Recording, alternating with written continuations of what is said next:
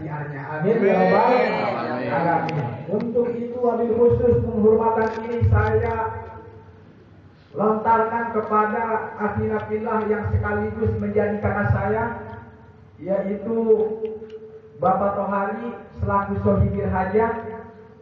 Sengaja beliau mengundang kita untuk senantiasa hadir. Insya Allah sudah sediakan dua kemanfaatan bagi kita. Yang pertama adalah silaturahmi, yang kedua adalah idkhalus surur. Silaturahmi sudah Allah sediakan jaminannya, yaitu pertama Allah memberikan rezeki yang banyak, yang kedua Allah akan selalu senantiasa memperpanjang umurnya. Dan Allah sudah sediakan pula keberkahan di dalam menjalankan tanggung jawabnya. Amin ya rabbal alamin.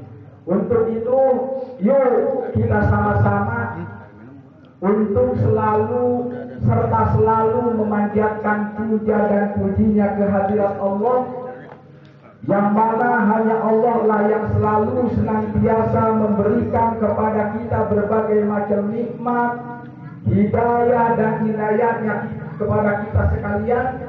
Karena nikmat hidayah dan inayahnya tersebut, sehingga alhamdulillah kita semua sudah diberikan berbagai macam nikmat oleh Allah. Di antaranya adalah nikmat Islam dan iman. Wabil khusus kita senantiasa hadir di tempat Bapak Tohari, dan mudah-mudahan dengan kumpulnya kita bersama dapat diberkahi oleh Allah Subhanahu wa taala. Amin. Yang selanjutnya salawat dan salam mudah-mudahan selalu terucap dari bibir kita dan dari mulut kita untuk Habibunal Mustafa Sayyiduna Muhammad sallallahu alaihi wasallam.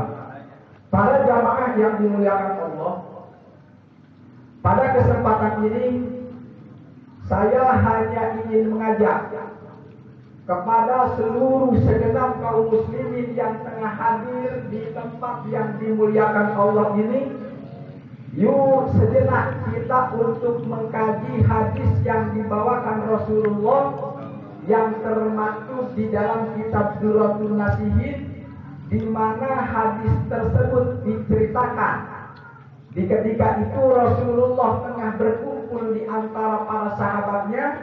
Rasulullah berkata, "Man shoma Ramadana imanan wa ihtisaban, ghufira lahu ma taqaddama min dzambihi." Barang siapa yang telah menunaikan puasa imanan penuh dengan keimanan, wahtisaban dan karena Allah, ghufira lahu ma taqaddama min dzambihi, maka Allah akan mengampuni dosa-dosanya yang telah lalu. Subhanallah, alhamdulillah pada kesempatan ini kita sudah ada di tengah akhir bulan Rajab. Berarti kita tinggal menghitung hari untuk kedatangan bulan suci Ramadan. Sedangkan bulan Sya'ban telah lalu meninggalkan kita. Untuk itu mari kita sama-sama berharap kepada Allah supaya kita diberikan umur yang panjang, agar supaya kita menunaikan puasa Ramadan penuh keimanan dan ketakwaan kita kepada Allah. Amin. Adapun hikmah yang penting adanya bagi kita, adanya Rasulullah Shallallahu Alaihi Wasallam menerima wahyu langsung daripada Allah pada 14 abad yang lalu, di mana ayat tersebut difirmankan di dalam Al-Quran, "Ya ayyuhalladzina amanu kutiba alaikumusiyam kama kutiba alal ladzina min qablikum la'allakum tattaqun." Shadaqallahul azim. Para hadirin yang dimuliakan Allah, ya ayyuhalladzina, ya di situ adalah yanida. Manakala yanida berarti adalah seruan, berarti adalah undangan. Manakala diundang berarti sudah ada jatah bagi kita. Manakala kita diundang berarti sudah ada sesuatu yang akan ditugaskan kepada kita. Lalu siapakah yang diundang? Alladzina, orang-orang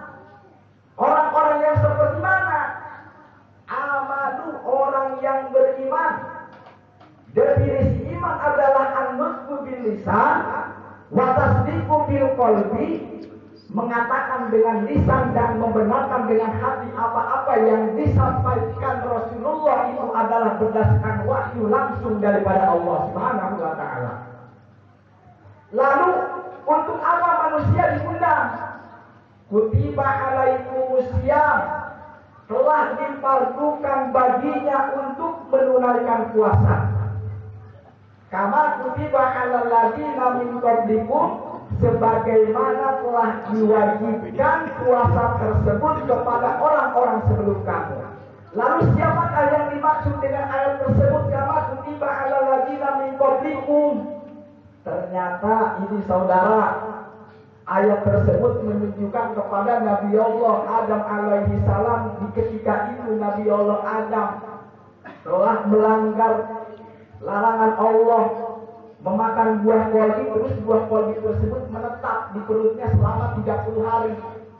Lalu Allah perintahkan baginya untuk menunaikan puasa selama 30 hari. Berarti ayat ini menunjukkan kepada adanya kewajiban puasa Ramadan tersebut dari awal Nabi Allah Muhammad sampai akhir Nabi Allah Muhammad alaihi salam itu adalah ada kesamaan. Semuanya tidak ada yang dimiliki dari awal Nabi Allah Adam alaihi salam sampai akhir Nabi Allah Muhammad sallallahu alaihi wasallam itu kesemuanya menerima mandat untuk puasa selama 30 hari, yaitu adalah Ramadan. La'allakum tattaqun, mudah-mudahan kita tergolong orang yang takwa semuanya. Takwa adalah merupakan bagian perintah kita. Takwa ini adalah bagian daripada tugas kita. Karena Allah sudah perintahkan di dalam Al-Quran, Ittaqullah. Takut dong kamu sekalian kepada Allah. Jangan takut sama istri, takut sama istri. Sudah ada di dalam Al-Quran yang kita takut sama istri.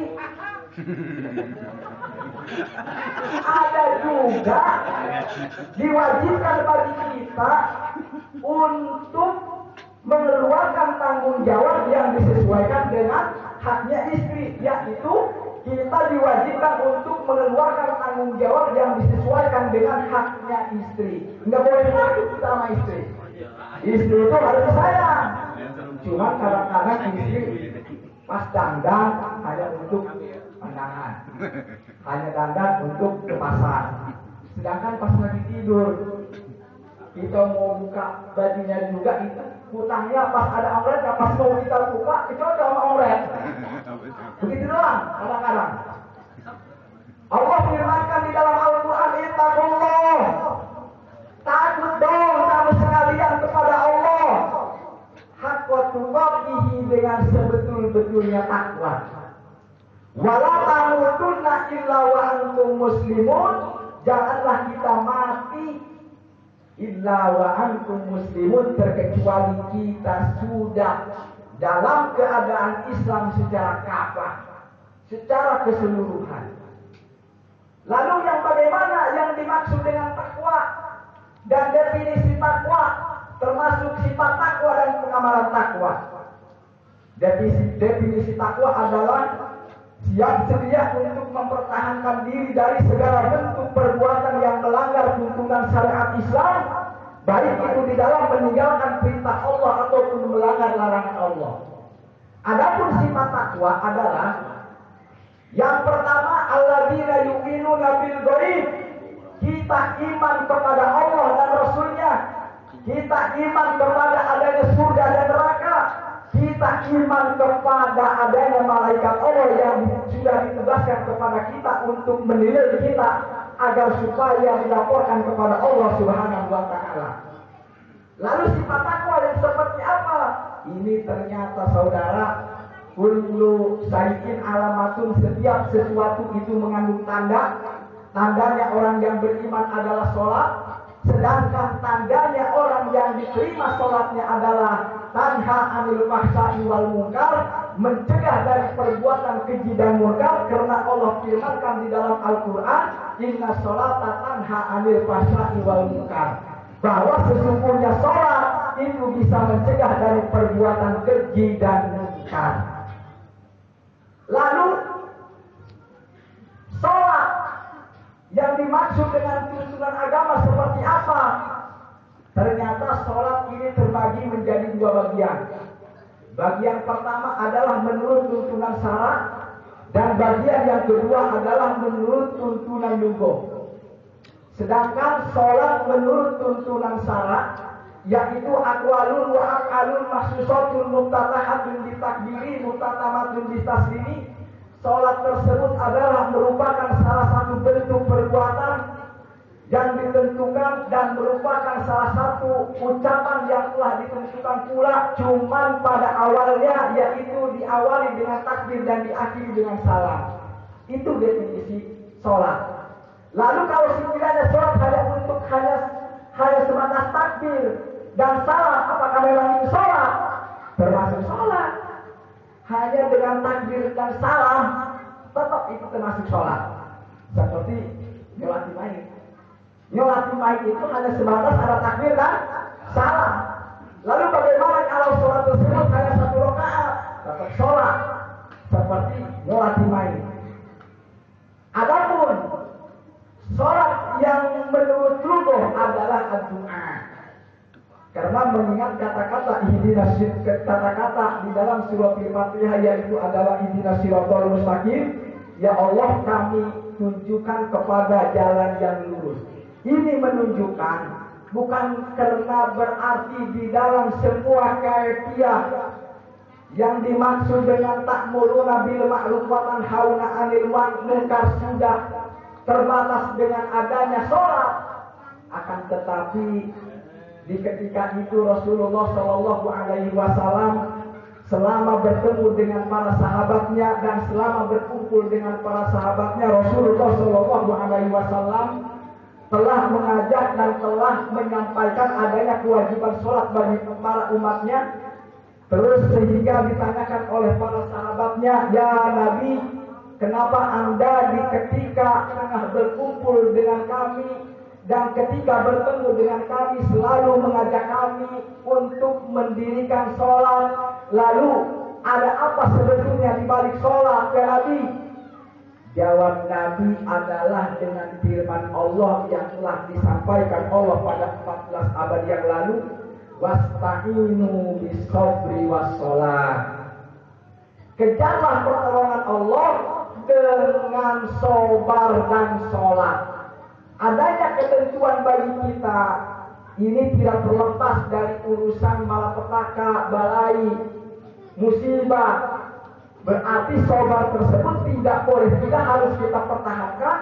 Sabar tersebut tidak harus kita amalkan. Karena definisi sabar adalah hubun nafsi alamatul, mempertahankan diri dari semua apa yang dihukumi makruh oleh Allah. Nah, tidaknya adalah apalagi yang diharamkan oleh Allah Subhanahu wa Ta'ala. Sedangkan sholat, pantas saja sholat tersebut bisa dijadikan ajang, bisa dijadikan alat, bisa dijadikan perantara untuk kita mendapatkan pertolongan daripada Allah. Karena sholat itu adalah bisa mendukung, bisa mengajak kita, bisa menuntun kita kepada kedekatan diri kita dengan Allah Subhanahu wa Ta'ala. Di samping itu, saudara, di ketika itu Syekh Abdul Qadir Jailani sama Syekh Abdul Qadir Jailani mendirikan pondok pesantren. Terus dititipkan satu anak kepada Syekh Abdul Qadir Jailani oleh nenek-nenek. Pas dapat sebulan kemudian, nenek-nenek tersebut menengok anaknya di tempat pondok pesantren Syekh Abdul Qadir Jailani. Kebetulan pada saat itu Syekh Abdul Qadir Jailani sedang memakan roti kacang syair, termasuk ayamnya, termasuk daging, malah anaknya hanya sebatas makan nasi. Nenek-nenek tersebut menjerit, ya Syekhu, ya Gausu, takulu dujaja wa yakulu fi hujasakir. Hei Abdul Qadir, tidak kira-kira kamu makan ayam, daging, sementara anak saya hanya cuma makan nasi. Jawab Syekh Abdul Qadir Jailani ini bukan dengan kata-kata, tapi hanya sebatas dengan perilaku. Syekh Abdul Qadir Jailani taruhkan tangannya tersebut kepada tulang belulang yang dagingnya sudah dimakan. Bahwa doa saifu ala tilkal idhami fakomat dijajatan, maka tulang belulang ayam yang sudah dimakan dagingnya menjadi ayam kembali. Terus ayam tersebut berkata, la ilaha illallah Muhammadur Rasulullah as-saifu Abdul Qadir Jailani waliyullah. Idza sarafu hakada fal yaqul masya'ah. Bila mana anak Anda sudah seperti begini, silakan Anda mau makan seperti apa, mau makan kayak makanan bagaimanapun juga. Untuk itu, salam Syekh Abdul Qadir Jailani, riyadhah, sholat, takwa kepada Allah. Karena hanya dengan takwa kita bisa melakukan apapun juga. Enggak ada dari sananya orang soleh miskin. Enggak ada dari sananya, enggak ada catatan dari Al-Quran dan hadisnya orang soleh miskin. Tapi orang kaya belum tentu soleh. Tapi catatan di dalam Al-Quran menegaskan wa amilus solihati, hanya orang-orang yang soleh yang tidak akan merugi di alam dunia ini. Karena Allah firmankan di dalam Al-Quran, wal asri innal insana lafi khusrin, sungguh sangat merugi seluruh manusia apapun perbuatannya dan apapun pengamalannya, illa ladzina amanu wa amilus solihati, terkecuali dia melakukan amalia soleh. Untuk itu para hadirin, saya mohon maaf sebelumnya akhir tausiah saya. Alhamdulillah dengan wasilahnya Bapak Tohari, saya diperkenankan untuk bersilaturahmi. Mudah-mudahan ajang silaturahmi dapat memberikan erat persaudaraan kita dan dapat pula menjadi kedekatan untuk kita di dalam menjalankan amar ma'ruf nahi munkar, yaitu amar ma'ruf memerintah kepada kebajikan, sedangkan nahi munkar adalah kita mempertahankan diri dari semua apa yang diharamkan oleh Allah. Akhirul kalam, wabillahi taufiq wal hidayah. Wassalamualaikum warahmatullahi wabarakatuh. Waalaikumsalam.